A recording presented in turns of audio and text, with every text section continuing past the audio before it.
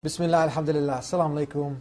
We greet you with the best of greetings. Peace be unto you. This is a greeting of Jesus. This is a greeting of Moses and the last and final messenger sent to mankind, the Prophet Muhammad. Peace be upon him. Now all these messengers, they came with the same message.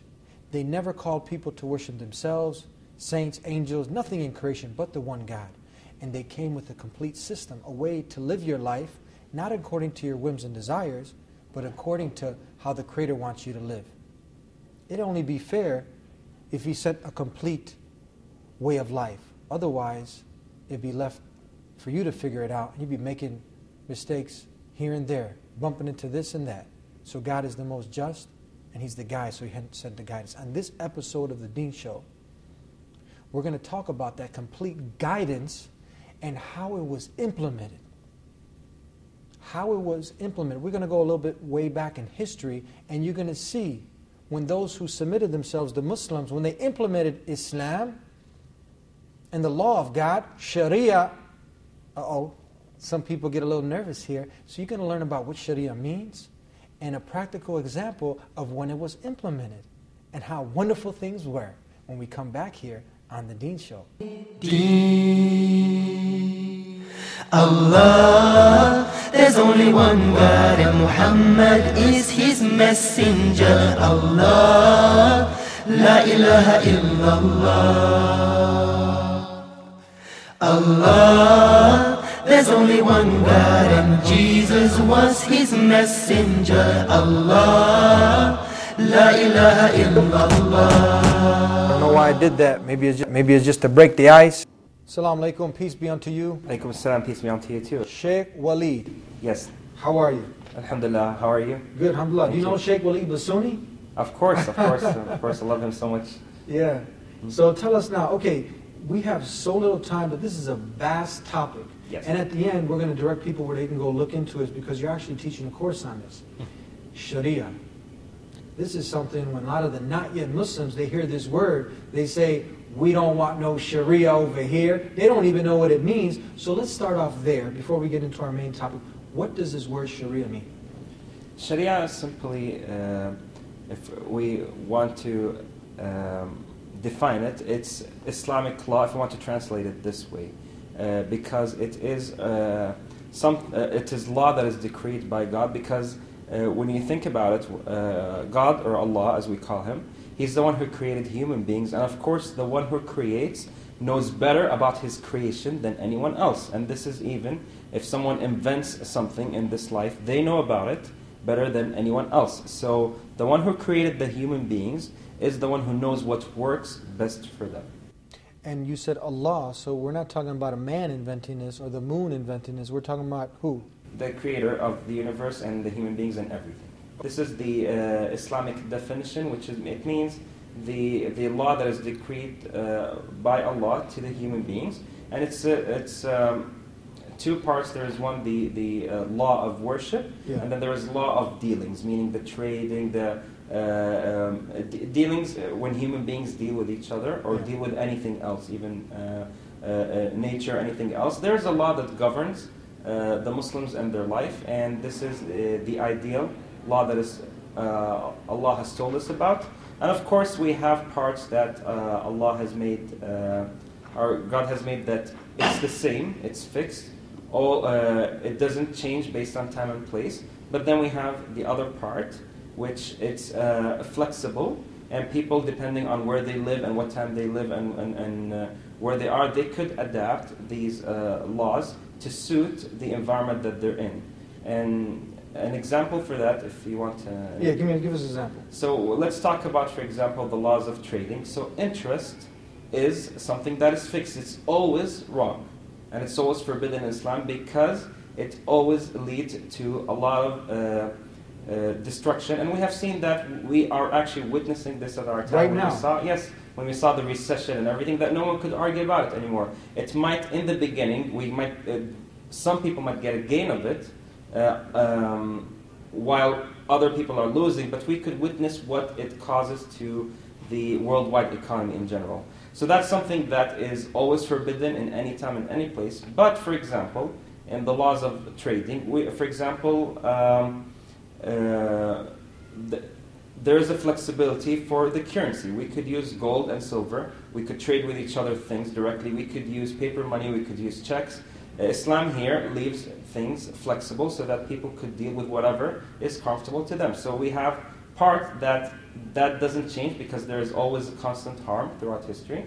And then we have the parts that are flexible so that people could adapt it based on where they live and what time they live. Now, did Jesus, Moses, Abraham, did they come with the Sharia also?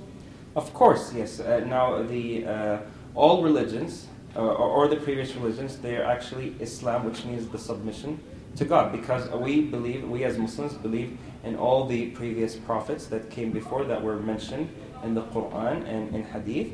And of course, certain laws, as we see, are the same in Islam as in other previous religions. But also there is laws that have changed because human beings change. And we know this as a fact from different time periods. So based on those changes, the law has changed. But however, since Islam is the final religion, or what Prophet Muhammad came with, since we said it's all Islam, what Prophet Muhammad, peace be upon him, came with, then this was, at this time, this is the final revelation of the religion that would be followed till the end of it. So you mentioned what the Prophet Muhammad, peace be upon him, last and final message sent to mankind came with Islam, but did Jesus, Moses, they all did Islam, didn't they? Because Islam means to acquire peace by submitting, like you said, to your will, to God's will. That's correct. The creed or the belief doesn't change. Our belief about God, our belief about the angels, our belief about the messengers, that part is fixed among all the messengers. The part that changed is the law, because human beings, again, the environment and the surroundings were different at the previous messengers. But since Islam, as we said, it's the final religion, then that part, there was a part that is made in the law fixed and part that is made adaptable. So just before we go on into our main topic, yes, as we said, all the messengers came with the same message. Submit to the one God. Worship the Creator, not His creation, and do the good that God wants you to do so you can get to paradise. So they all came, they were all Muslims, because a Muslim is one who submits to God. They all came with the Islam, worshiping, submitting to one God, and they all came with Sharia, God's law. Yes. So now we're going to go into a contrast. Before, and we're going to use one part in history, because people can go and look this up. Because like I said, most of the media are trying to create a fear frenzy, and they throw out these Arabic words, and they don't even know what they mean. Yes. And they create this sensationalism, and we hope that the media and all those, because we care, we're sharing with them, that they can come to the Deen show, and they can learn about Islam, so then we can all live in peace, because then this fear will be eradicated. Because if you're creating fear, then you know what? People are obviously not going to be more in tune to collaborating, working together, and we want to work together. So we need the proper education, and that's what we're trying to do, and sitting with scholars such as yourself, so then we can all come to this proper understanding. Now, when we come back, you're going to talk to us about Spain. How's that? That's excellent. Looking Spain. forward to it. Okay, Yes. so we're going to be right back here on the Deen Show to give you an example of when God's law, Islam, was implemented and how people were living in peace. We're right back on the Deen Show. Born about 60 years ago in former Yugoslavia, today's Bosnia. After Second World War, can you imagine today you have one child, still too much. It's important that we realize that Islam is a gift. So we believe that in the teachings of Jesus, what is left there is truth in there. But the truth has been mixed up with paganism and with nature worship. And so Islam has given you a pure, straightforward way of approaching monotheism. Sheikh Waleed, go ahead now. We're back here with you. Go ahead and take it away. Talk to us about Sharia and Islam and when it was implemented in Spain. Talk to us. Yes, thank you. I had the pleasure to go to Spain this year, and I witnessed over there the Muslim heritage and how the Spanish culture was affected by Islam. Now, if we want, because many people say, okay, so how did the Muslims get there in the first place? And there's always this misconception about the Muslims trying to take over the world or something. People might be scared when they hear about this term in the beginning. But how did it happen? And also that Islam spread by the sword and all these misconceptions. But Spain, or the history of Spain, is the perfect example of how that was not the case. And the best way to know this is to compare and contrast between Spain before Islam and Spain after Islam. So we'll start with before Islam. Yes, so we'll start before Islam. Now again, some historians, they call the Muslims that they have occupied Spain, for example. But why wouldn't they call other nations that came into Spain before them this? So Spain, there was people living there tens of thousands of years ago, and then the Romans, they took over the land of Spain, and then the Visigothic kingdom, the Germanic tribes, they came and took over from the Romans after the around the 5th century. They took over, and then after that, around the 8th century, in the year 711 specifically, that's when the Muslims came. Now, what happened and how was it before and after? So, in order to understand, before the Muslims were there in Spain, there was a king called Rodrigo, and this king, he was ruling Spain by force and by dictatorship. So people actually before Islam over there, they were paying so much taxes, more than half of what they're making. And we're not just talking about just the rich or those who have businesses. Even the poor were forced to pay that tax. So they were paying like 30, 40, 50% of their earnings? Yes, more than that, actually. And it was taken to them by force, sometimes whether they worked or not. Yet at the same time also, there was a lot of spread among, it was spread over there a lot of evil. So for example, people were afraid because there was forceful rape by the soldiers who were there. Soldiers were raping people before Islam? That's before Islam, and there was chaos. There was a lot of stealing, and there was a lot of killing, and this is documented. You could check this even in the non-Muslim history books, how Spain was before Islam. Crime was at an all-time high, rape, denigration of women, subjugation of women, everything was just upside down. That's correct. And we're going to see this actually once the Muslim came, how people who were in Spain reacted to when the Muslims came. And when the Muslims, they entered the country over there, and King Rodrigo, he was fighting in the north. He had some internal conflicts, which won't go through much. But when he heard the Muslims there, and he came with his army, and the Muslims were outnumbered by 1 to 8, yet they were able to defeat that army. It was, again, they weren't killing civilians, it was soldiers. So what you just read here, you said, okay, so there was no killing, it was a complete constitution, Islam, where there's no killing of innocent women, children, none of this was going on by the Muslims. Yes, it was soldiers against soldiers, and that's what happened. Now, after that period, even it was documented that some of these soldiers, because they were forced to fight by the King Rodrigo, and they were not getting anything out of it. And you could imagine that one evidence for this is, even though they were outnumbered by 8 to 1, they were able to defeat them. After that, when the Muslims, they went to the towns and villages one by one, first, of course, when any new nation arrives, people are afraid normally because you're afraid of what you don't know. They're a little bit timid.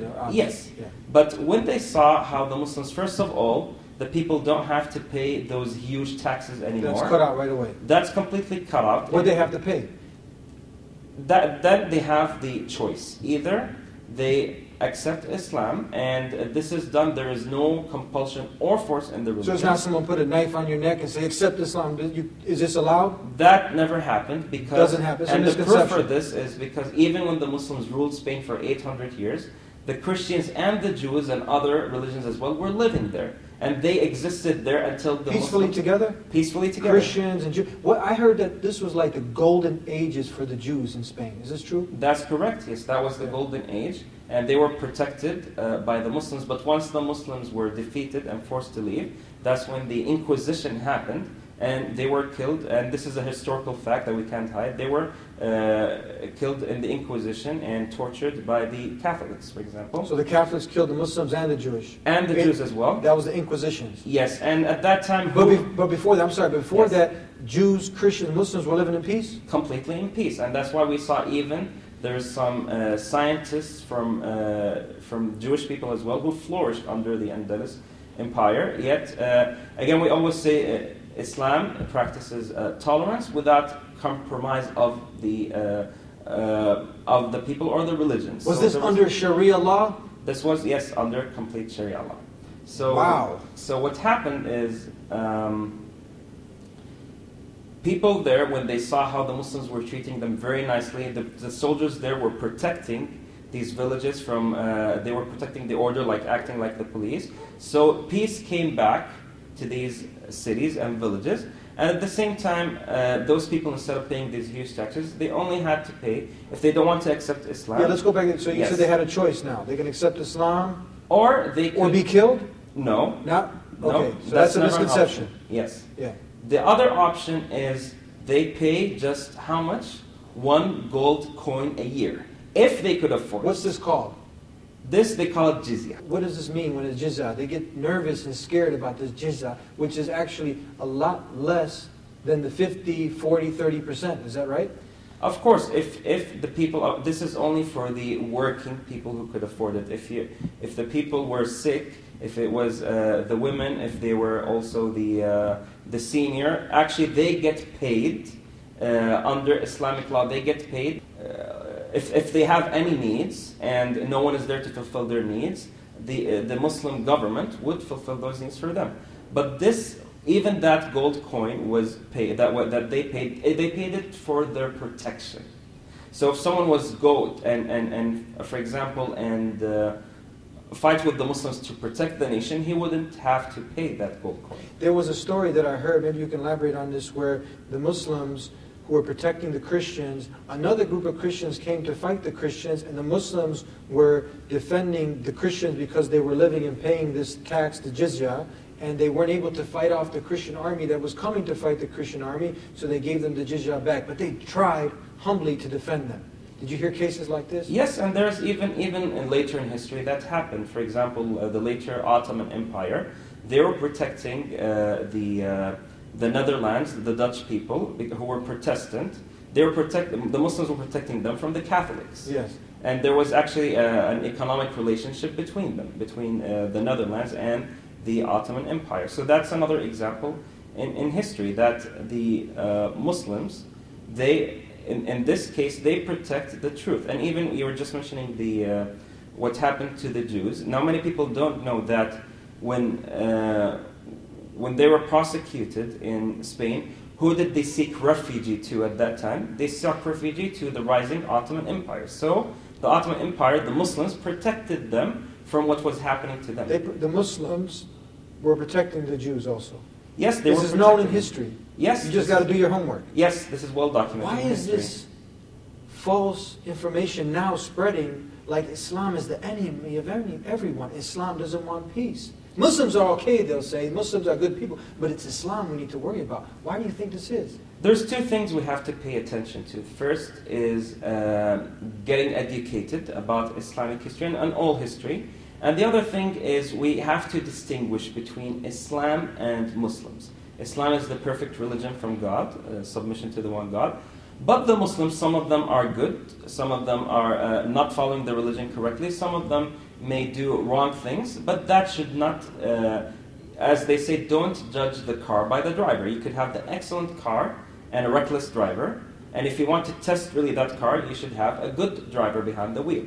So we have to always distinguish between the teachings of the religion and what people are practicing. Great. So tell us now, so the tax was eliminated. This high tax is killing the people. Now they go and make so much money, now they got to give half of it or more to the king. Islam comes, now the people can keep their money they're paying. What is this equivalent to, the amount, the jizya that they're having to pay? What is it equivalent to? So if you calculate one gold coin right now, you would know, how much the gram of gold equals right now, and I'm not sure. Is it 10%, 5%, 2%? What is it equivalent if you put a percentage on it, taxes? It's not really a percentage because, as we said, it's a fixed amount that you would only pay if you are working and could afford it. And what do you compare it to the 50% compared to that one coin, so that people can get a better understanding? Yeah, actually, it wouldn't even be a comparison. You can't compare it? You can't compare them. Yes. So, well, it did sometimes. We have to also be historically accurate. Sometimes they increased it to 4 gold coins because certain certain elements, like for example, there was some friction or wrongdoing from the other side. And there is a few exceptions in history where, for example, someone misused this law to get that. But as we say, these are the exceptions. We always, in every time and in every place, we're going to find people who are the exception. They don't follow the law. They do it wrong. They use it, or they use Islamic law for their own gain. And we have to be fair and mention that this did happen. Okay, so when you read history, you know about it. But we should not, as we say, put the microscope on them and try to make that all Muslims throughout history, every time because did this. That's the defect of the Muslim. Yes, that's what happens. Sometimes we choose certain bad parts of history, and everyone has bad parts of history. Yeah. And we try to, or the media tries to highlight those parts. Let's hold it right there. We'll be Yes. right back with more here on the Deen Show. He is the maintainer. Coming to the truth requires two things. It requires deep thinking that you've already done, but it requires another step, and that's courage. If you have the truth, but you don't have courage, you won't stand up for the truth. And that's as good as standing up for falsehood. One who protects us. I would say this thing that you just told me, it's not in the scripture. And they would say, a marginal note added by a scribe, yeah, okay, we know that. And I would be thinking, if you know this is not the Bible, why are you preaching it as if it's gospel truth? Us from hunger. I am not afraid to stand alone. I am not afraid to stand alone. If Allah is by my side, I am not afraid to stand alone. I am not afraid to stand alone. If Allah is by my side, I am not afraid to stand alone. I am not afraid to stand alone. If Allah is by my side, I am not afraid to stand alone.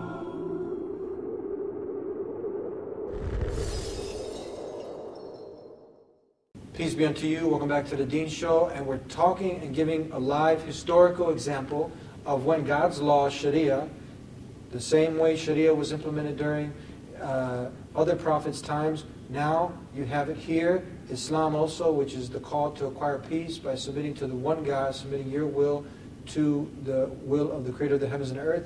And we're showing the justice. We're showing that the tax was eradicated.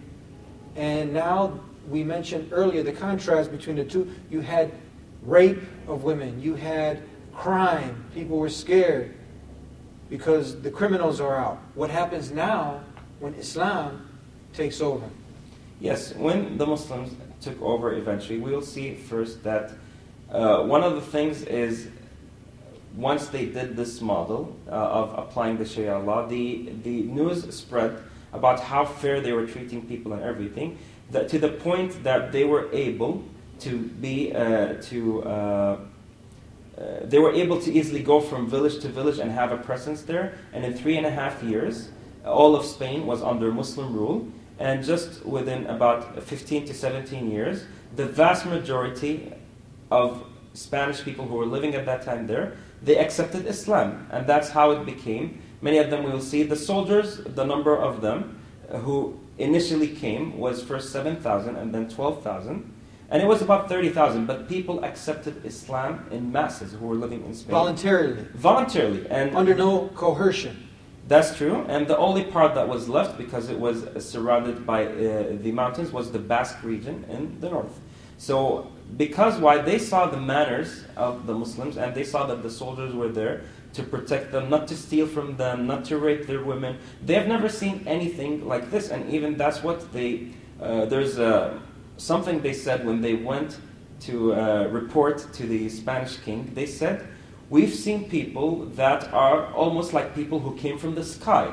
Why did they say this? Because they saw them normally at that time around the world, when a new nation comes, they are trying to take over by force, to steal the money, to steal the land. The Muslims did not do any of this at all. They came and they said to them what they want, and they said, we're just coming here to let you know about the religion of God and whether you accept it or not. And then they spread the peace. And this was something common that the Muslims did, even in the same time frame. Egypt was under the occupation of the Roman Empire. And the Roman Empire was taking all the resources of Egypt. When the Muslims came, they defeated the Roman Empire, and so Egypt within a few years also became, the vast majority of them became Muslim, because the Muslims saved them. They didn't use their resources, and they didn't use their resources, and at the same time, the Egyptians who were there were able to flourish under the Islamic law when they had that type of protection. So the agenda of the Muslims was not to rob and pillage, rape. This is against the teachings of Islam? Yes, not to steal the land, not to steal the money, not to rape. It was for the spreading of the religion, but as we said, not by force. So you can accept that, look, there is a creator, and just worship him alone, and do the good that he wants you to do. That's the message of Islam? Yes, that's true. And when they went to open a new region, it was when they were not able to preach to people over there. Because we saw, for example, in Abyssinia, or what they called that time Al-Habasha, around Ethiopia, over there, that the Muslims were there, and they were living under a Christian king initially, yet they were there living peacefully, and they were able to give the message peacefully to others. But when other nations at that time were oppressed, like Egypt was oppressed by the Roman Empire, and the Spanish people was also oppressed by their king, that's when the Muslims are not able to tell people about their religion. So they have to go and defeat those forces that are taking the resources of people, save them, and then at that time people would have the choice and they would live under the peace of Islamic law. That makes so much sense. It's simple. But you know what? People are getting a better understanding. We almost only have a couple more minutes. Tell us another few of the unique things when the Muslims ruled Spain. Everyone else was in darkness, wasn't it? And inventions, Muslims were at the top and pinnacle of science, inventions, and what other things? Yes, and science and inventions, to the point that even the elite, the kings of Europe at that time, they were sending their children for scholarships to study under the Muslims in Spain. And they had the largest universities in the world over there, the University of Cordoba over there. And Cordoba had the second largest library in the world after Baghdad. Baghdad was the capital of the Islamic Caliphate, the Abbasid Caliphate. In Cordoba, they had 500,000 books at that time, when the largest, at that time it was recorded, and this is again in non-Muslim sources, you can check this, that the largest library in Europe at that time was in Rome, had about 24 of books, not more than that, 30-something. And at that time, the trade of books has flourished through the Muslims, that they were also getting the paper, and they were writing, and they were translating all the sciences from all over the world, but then they built on it. And then Europe built, again, their renaissance based on what the Muslims have achieved at that time. So Muslims weren't persecuting scientists like some religions. They were what, leading in science? Yes, they were leading, and it was also a chance for scientists from other religions to flourish under Muslim law. They were not prosecuted, they were not killed. As long as they have the freedom to explore any topic, as long as there is no blasphemy against God. And this is something we have to, this is expected, because He's our creator, and we have to respect Allah subhanahu wa ta'ala, our creator, Allah the glorified. But other than that, they were able to explore in any field of science, and they could do other things through debate and talk. There is no cut on the freedom of speech in this. If they want to talk and have a dialogue between the Muslims about their religion, there was this freedom. And we could check this. The best way to check this is through the books that survived from that period. So you also are doing a course about this. Tell us in the last, got just 20 seconds, tell us, because we just wanted to give them a taste. And people can go verify this, they can also take your class. Yes, absolutely. In this course, we're trying to show intensively in 16 hours about, give them a flavor of that history of the Golden Age and what happened. And also at the same time, we will admit that there's also mistakes, and we want to learn from these mistakes so that we don't do them again. We're trying to, for people who can't go to Spain, we try to bring Spain to them, so they will get to see shots of all of these places that remain from the Muslims and how they use, even until today, some of the technology that the Muslims developed, like the water canals. There's still, if you go to Seville, you'll be able to see them between the trees, how the water goes, and that's just one example of it. And then, if Allah wills, this will be produced in a book by next year, and people could also get this book through our website. Thank you very much. Thank you very much. May God Almighty, Allah reward you. May Allah reward you too. Thank you very much. And thank you for tuning in to another episode of The Deen Show. And thank you for listening. We gave you an example when Islam The call to acquire peace by submitting to the owner of peace, the one who created you, the one God. People were living in peace, Jews, Christians, and Muslims. And you can go verify this, check this up, and do the right thing. If you're looking for guidance and you like what we had to say, ask the one who created you, Him alone, to guide you. And even if you feel, you know what, it's not time for me to submit, I want to do my own thing, at least you got to understand us a little bit better.